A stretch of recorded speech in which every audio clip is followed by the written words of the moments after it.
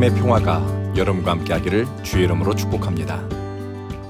오늘 우리에게 주시는 하나님의 말씀은 마태복음 3장 13절부터 17절 말씀까지입니다. 예수님은 갈릴리를 떠나 세례 요한을 찾아갔습니다. 주님은 세례 요한에게 세례를 받고자 합니다. 세례 요한은 깜짝 놀라며 이렇게 말합니다. 내가 선생님께 세례를 받아야 할 터인데 선생님께서 내게 오셨습니까? 그러자 예수님께서 세례 요한에게 말씀하십니다. 지금은 그렇게 하도록 하세요. 이렇게 하여 우리가 모든 의를 이루는 것이 옳습니다. 세례 요한은 허락하고 예수님에게 세례를 베풉니다. 세례를 받으신 예수님이 올라오실 때 그때 하늘이 열렸습니다. 예수님은 하나님의 성령이 비둘기같이 내려와 자기에게 임하는 것을 보았습니다. 그리고 하늘에서 이런 음성이 들려왔습니다. 이는 내가 사랑하는 아들이다. 내가 그를 기뻐한다. 하늘이 열렸다는 것에 대해 유진 피터슨 목사님은 하나님의 세계와 인간의 세계가 단절이 아니라 하나로 이어지고 또 연결되었다는 의미로 해석합니다. 이것은 예수님 사역의 의미를 가장 강력하게 보여주는 사건입니다. 죄로 인해 인간은 하나님으로부터 멀어졌습니다. 하나님 없는 것처럼 선택하고 하나님 없는 문화와 공동체를 세웠습니다. 에덴 동산에서 쫓겨난 후 인간은 하나님을 열망하며 선택했지만 세우는 것들이 바벨탑이었고 또 거짓 신앙과 하나님이 가증히 여기는 것들을 쫓아갔습니다. 하나님과 사랑의 소통이 막히고 하나님께 나가는 길을 찾지 못했던 인간에게 이제 하늘이 열렸습니다. 바울은 에베소서 2장에서 이렇게 기록했습니다. 십자가로 이 둘을 한 몸으로 하나님과 화목하게 하려 하심이라. 예수님을 통해 우리는 하나님께 나아갈 길을 찾고 하나님과 화목할 수 있게 되었습니다. 그래서 히브리서 4장의 말씀처럼 우리는 예수 그리스도를 통해 하나님의 은혜의 보좌 앞으로 담대히 나갈 수 있게 되었습니다. 예수님의 공생의 사역의 출발점은 세례라는 상징적인 의식과 영적으로는 성령의 임재입니다. 우리는 학교에 들어가고 직장에 들어가고 새로운 일을 시작하고 결혼하고 자식을 낳고 혹은 은퇴를 하고 새로운 삶을 살아야 하는 것. 인간이 맞이하는 모든 일과 상황이 처음 경험하는 것들입니다. 익숙하고 잘 알아서 하는 사람은 없습니다. 그런데 우리는 우리에게 주어진 모든 기회와 시간, 물질과 달란트, 허락된 상황 속에서 하나님의 뜻과 계획이 있다고 믿습니다. 낯설고 잘 모르는 상황을 어떻게 마주할 것인가? 우리는 예수님에게서 배웁니다. 예수님은 하나님의 사랑받는 자녀라는 확증을 가지고 공생애를 시작했습니다.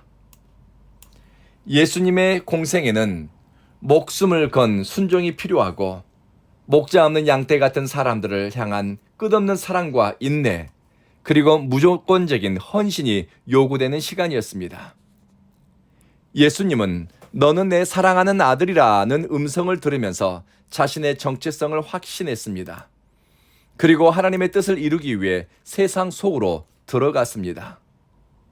우리가 마주하고 있는 상황에 익숙하지 않고 낯설고 또 우리에게 다가오는 시간과 상황들에 대한 두려움이 있지만 일터와 가정, 교회와 세상 속에서 우리는 하나님의 자녀라는 자의식을 가지고 출발할 때 방향을 바로 알 수 있습니다.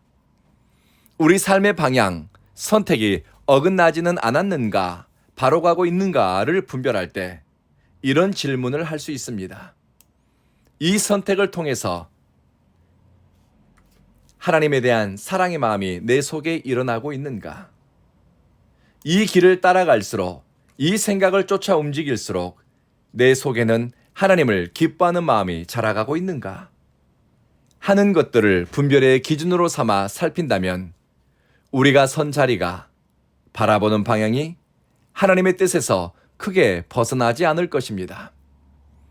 그리스도인으로서 우리의 삶을 의미 있고 가치 있게 변화시키는 가장 강력한 영적 동기는 하나님의 사랑 체험입니다.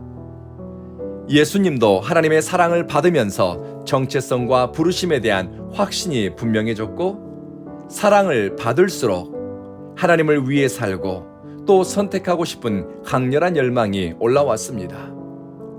하나님의 사랑 체험과 관련해 우리는 성령의 역사를 주목해야 합니다. 예수님이 성령으로 충만했을 때, 성령의 임재하심을 느낄 때 내면에 내가 하나님께 사랑받고 있구나 깨달아지고, 이 깨달음은 하나님을 사랑하는 삶으로 응답하게 됩니다. 그리스도인의 삶을 성숙시키고 물가에 심은 나무처럼 잎이 풍성하고 우리 삶이 열매 맺게 하는 것은 성령의 임재 안에 머무는 것이고 하나님 사랑이 자라가는 것입니다. 오늘 기도하실 때 성령께서 여러분의 마음을 매일 매순간 만져주시고, 성령의 임재 가운데 내가 하나님의 사랑받는 보배로운 존재라는 것을 깨닫고, 그리고 하나님이 기뻐하는 길을 쫓아 순종과 진실함으로 갈 수 있기를 구하십시다. 임마누엘의 하나님이 여러분과 함께 하십니다. 기도하겠습니다. 자비하신 주님, 우리를 성령의 사람으로 변화시키소서. 너는 내 사랑받는 사람이다는 하나님의 말씀을 우리 영혼이 깨닫게 하시며, 건강한 자기 정체성에 대한 인식으로 하나님의 부르심에 응답하게 하소서. 사랑하는 주여, 하나님을 예배하기 위해 온 교회를 찾는 예배자들에게 이곳에서 하나님을 깊이 만나고 하나님을 예배하면서 심령이 즐거워하며 하나님의 성령이 임재하는 것을 영혼이 깨달아 생각과 의식, 지혜가 자라게 하소서.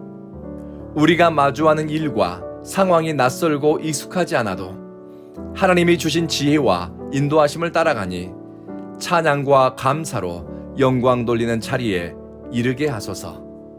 예수님 이름으로 기도합니다. 아멘.